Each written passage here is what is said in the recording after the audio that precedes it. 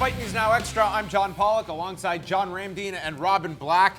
A very quiet weekend in mixed martial arts coming up this weekend. You guys are off to Saskatoon, Saskatchewan, the UFC's first card in that part of Canada. It will be headlined by Charles Oliveira, Max Holloway. Fantastic featherweight bout.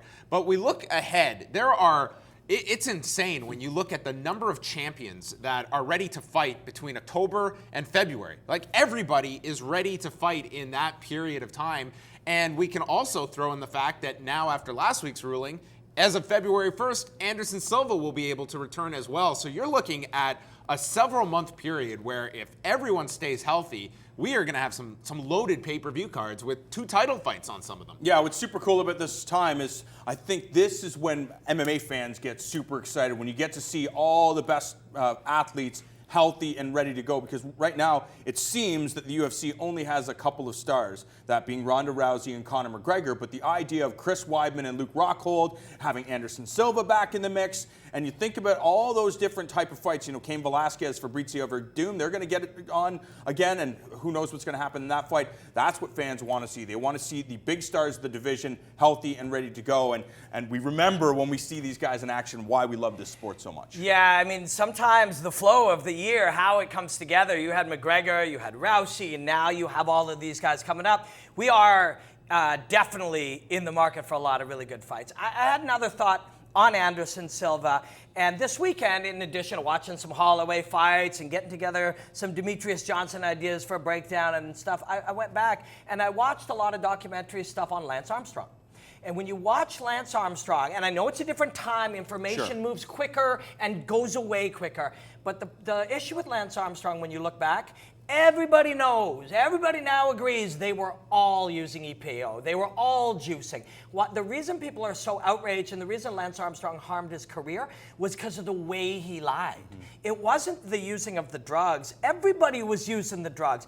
And I think Anderson Silva might suffer from some of the same thing. If Anderson Silva sat in front of that commission and said, I broke my leg in half, here's the video. I'm 39 years old and I made the error of going ahead and using some drugs. People would be like, this guy had a brilliant career. Who can't think, yes, that's a mistake, but who can't connect to that? But to tell the stories that he did, I think it's going to harm him the way it harmed Lance Armstrong. It's interesting because so often we see, guys that do have to admit to usage, that their name is kind of just taken through the ringer.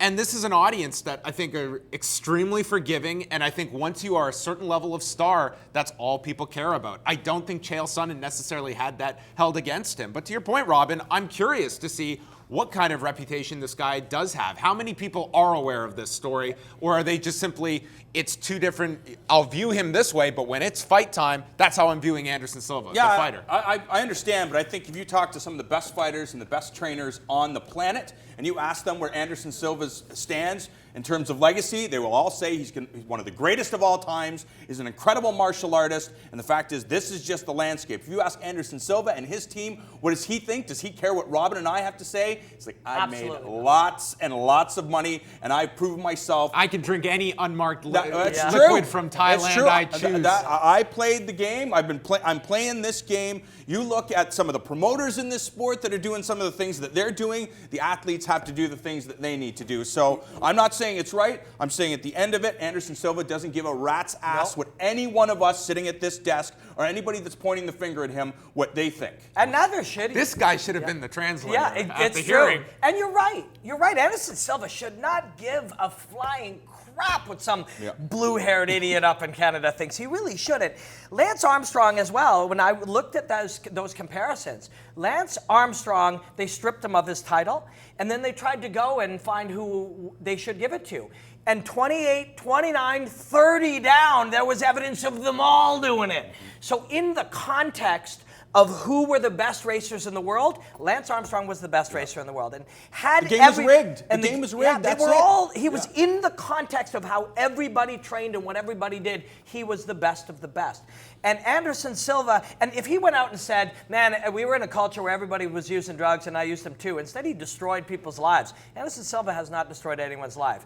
But that whole story about trying to get an erection with some guy's juice from Thailand, like that's the stupidest thing I've ever heard in my life. He should be And embarrassed. he's laughing. He should, Like maybe when he they is. left, you know, it's like, can Ultimately- you believe we actually I said know. this? Wait, wait, wait. It's not like the guy got off scot-free. I mean, Sure. he got near 300, yeah. Sure. $380,000. Yeah. Right, I get That it. ain't funny. But it's not fun. That The ain't fact funny. is that there's no 2-year suspension. I'll be able to make that up in my next fight that's coming up in March. Instead of being off an entire year, Anderson Silva can easily make it up because he's still one of the biggest stars in the sport. And make no mistake, he is one of the greatest of all time. And a weird failed drug test should not be held against him. Neither should a ridiculous story about boner juice.